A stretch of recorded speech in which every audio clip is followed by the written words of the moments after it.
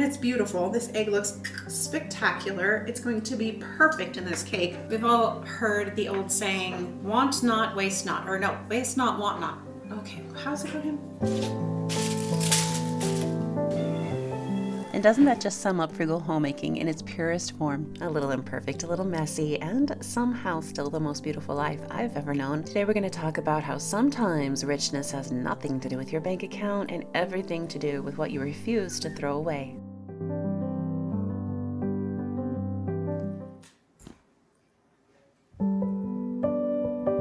Today I'm going to do some baking as I share with you a few of the ways that I don't let things go to waste. I'm going to start with these beautiful roses.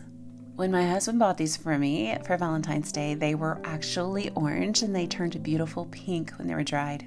Most people throw their roses away when they start to wilt, but not me.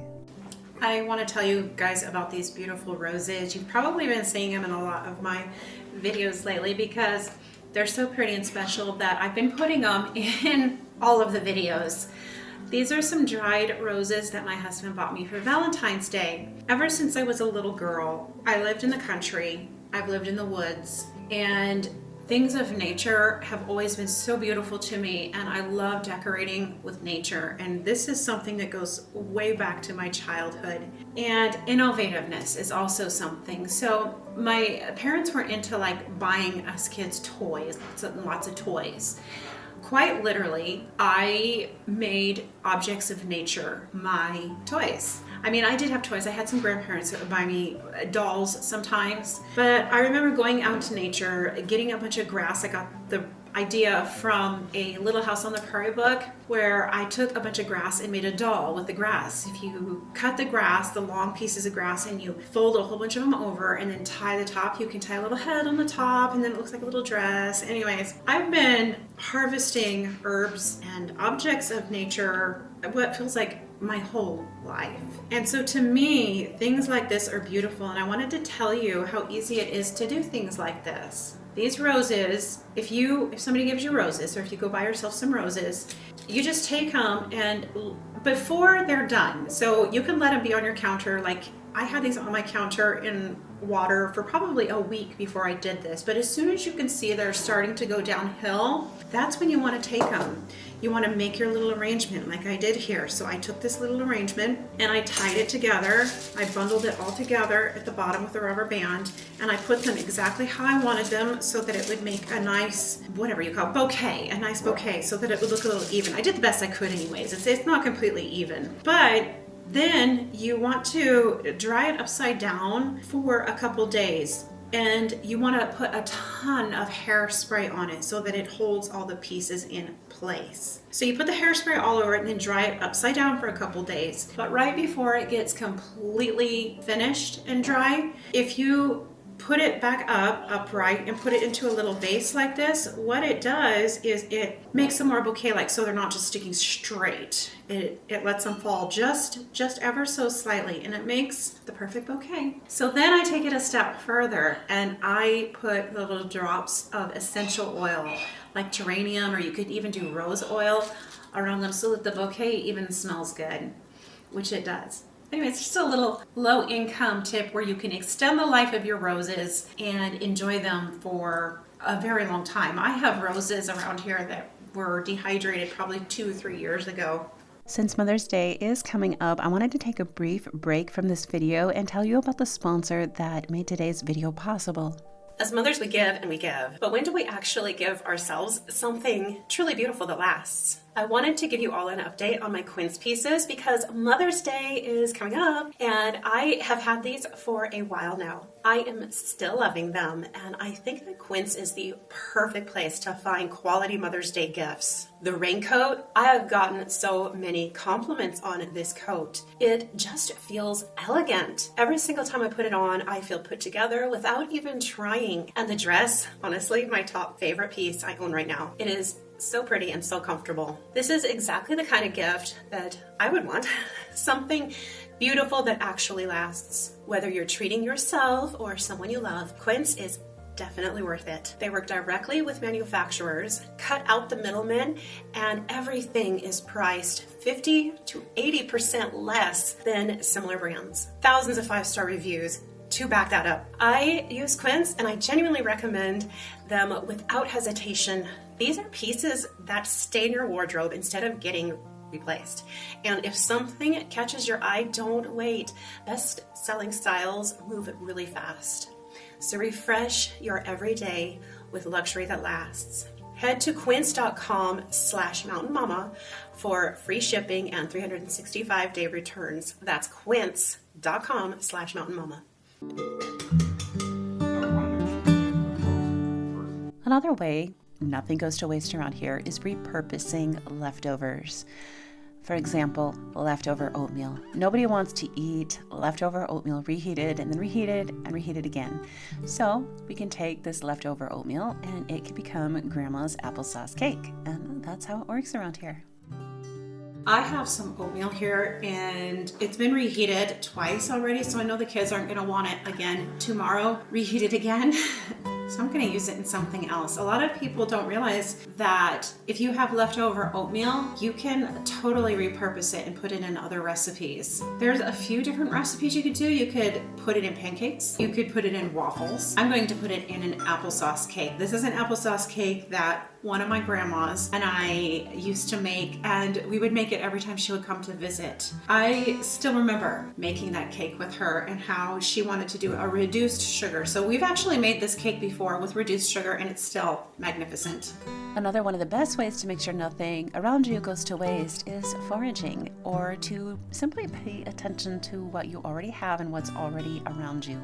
You never know what you might find. Now, a lot of you have asked me why I always crack my eggs into a separate bowl first before putting them in with the main dish, and this is why. Some of our flocks are free range. Sometimes we find eggs in the wild. You just never know how long they've been sitting there though when that happens, so you always want to crack them separately into a bowl first. Now, some people might just toss them, but I always check and then use them if they're still good. I have duck eggs again. You guys, this is funny. Literally, about 5 nights ago, I was thinking, gosh, we started free ranging our ducks. Are we even going to get any eggs from them this year? And I was starting to think, I really miss the duck eggs. They make such much better baked foods, baked goods. It's something to do with the egg white in them, and they're just a lot richer and they make a much more rich, delicious baked good. They're also great in pasta, especially gluten-free pasta. They help the gluten-free pasta to hold together, and you literally cannot tell the difference between duck egg fresh pasta and like regular gluten pasta. Anyways, back to my story. So it was night. I think I was drifting off to sleep or waking up in the morning. And I was thinking, are we gonna get any duck eggs? I miss not having duck eggs because we haven't had them all winter. The very next morning, my son went out. I'm a little afraid to open this because I'm hoping it's good. My son found this on the ground outside over in the little forest area over here. He was so excited. And again, it was crazy because just a few hours before I was thinking, I really miss the duck eggs. And it's beautiful. This egg looks spectacular. It's going to be perfect in this cake, especially since the cake is going to have a little added moisture from the oatmeal. So these are Cayuga eggs. The first Cayuga egg we ever got was a lot darker than this. It was almost black. It was a very, very dark forest green. And these ones are a lot lighter. So I am thinking there are probably missing Cayuga eggs out there that are just too dark to see perhaps. All right, so I have a son here who is going to be reading off the ingredients today so that this recipe goes a lot more quickly. But he's going to be reading off the recipe for us today. So hit me with the wet ingredients first. Shortening. How much shortening? Oh, that smells good. So we got 1, 2. Whoop.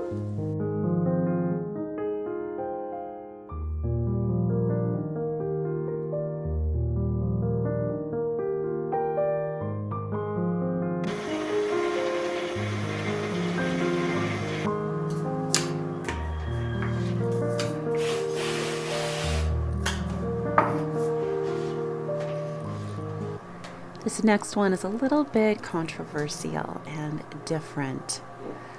The world would tell you that wanting a peaceful, beautiful, orderly home is a wasted effort, that it's small, that you're capable of so much more, and that this kind of a life is beneath you. And they tell you should want something bigger, something more impressive, something that earns you more applause out there in the world, or they'll sell the lie to you that you can have your cake and eat it too.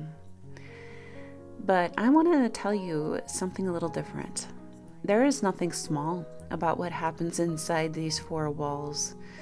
There's nothing wasteful about pouring your energy into a home and your children. There's nothing wasted about creating a space that feels like a refuge, a home your children want to come back to, a home that your husband exhales in when he walks through the door, and a home you can think clearly and straight in and enjoy being in. We have been sold a lie that the home is where dreams go to die. But I have been a homemaker and practicing homemaking skills for a very long time. I started practicing and learning homemaking skills over 30 years ago, and I've been a wife and a homemaker for my family for over 20. I'm living proof that the home is where the most important work of your life gets done.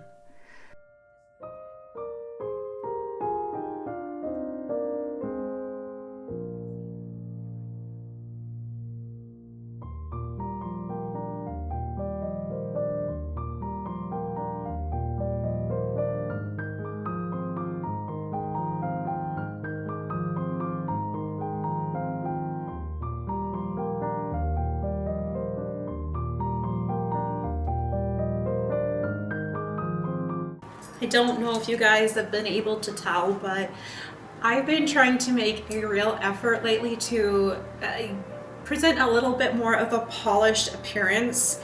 And I know it kind of seems hypocritical because a couple months ago I did a video about the over-romanticization, I don't think I said that right, but I think you know what I mean, of life though, of all the videos that are on YouTube and how they're not very realistic. At the same time, I've been realizing that the reason a lot of you come to YouTube to watch videos like the ones that I do is for that aspirational vision, is so that you can be inspired, so that you can kind of essentially escape all of this. This is really what I'm clearing out of the scenes in the videos. Like this is really what's going on. Like I'm showing you guys like little teeny screenshots and snippets of my kitchen, the corners that I'm able to polish up essentially. And it's not very hard to do. It's not very hard to like clear out a corner and everything. But the reality that nobody is showing you, but that every one of the people that we watch on YouTube that are showing these very polished videos, the reality is this is what is pushed out of the scenes that you're not seeing. And I'm pushing it out of the scenes for you guys too, because like I said, I'm realizing a lot of you are wanting to take a break from all of this. We all have this, we all live this, and we want to just take a break from it sometimes and see something clean. Right? So essentially, I guess I'm trying to find a balance. I know that for me, myself, if my house is consistently disheveled and consistently a mess, it heightens my anxiety. I can't focus. I can't focus on the things that are important because I'm distracted by the messes. And so yeah, I personally, we have a 10-minute, 15-minute tidy up time. We actually just had one where we went around in the other rooms, not this room, obviously not this room, and we tidied up though. We tidied up the dining room, the living room, and we like to do this a couple times a day where everybody goes around, picks up their messes, and yeah. So I guess what I'm trying to say is I'm trying to show you guys obviously what is real still, so you know that your mess is not, like special. We all have the messes.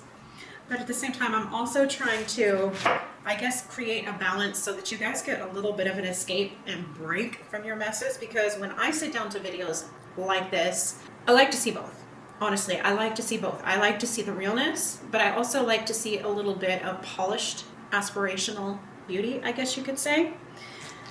And so yeah, I've been trying to just kind of capture a little bit more of that balance in these videos for you guys. And I don't know if you guys can tell or not, or if it all just looks too cluttered, because I know I'm not a minimalist. I used to be a minimalist.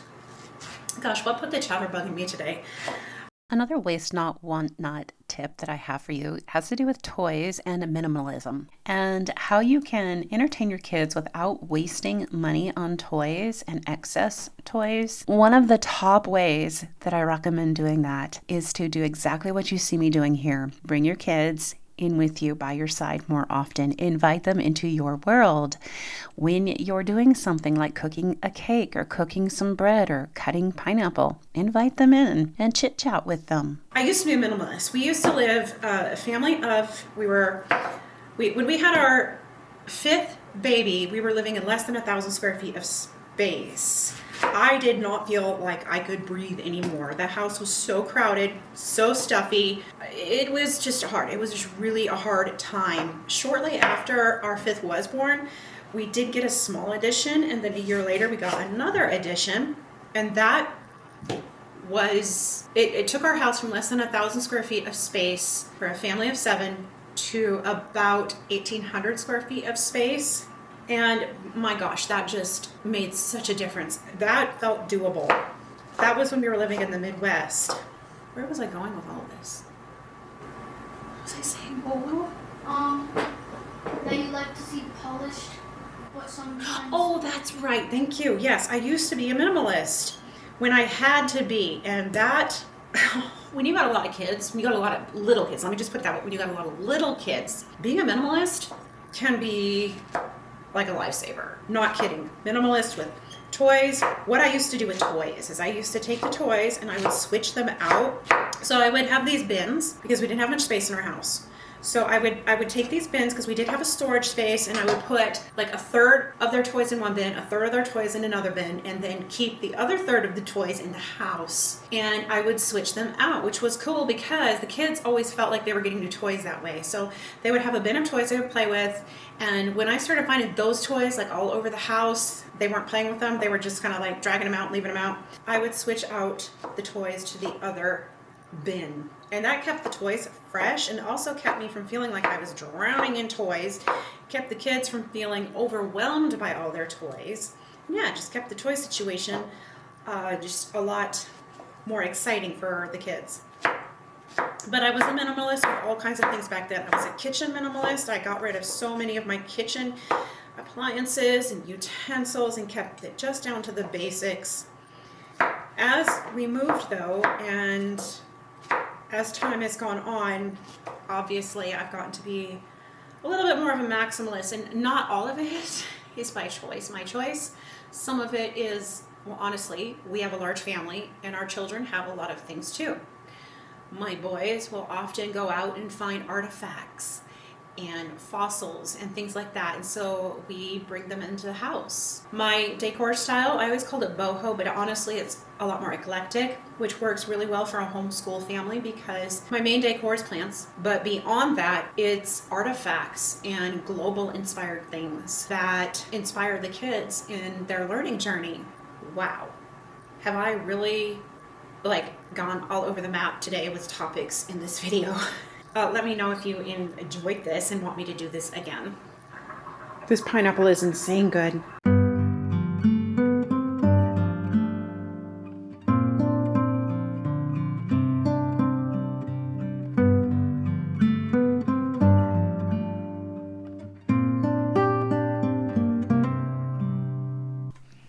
My very last tip has to do with wasting time.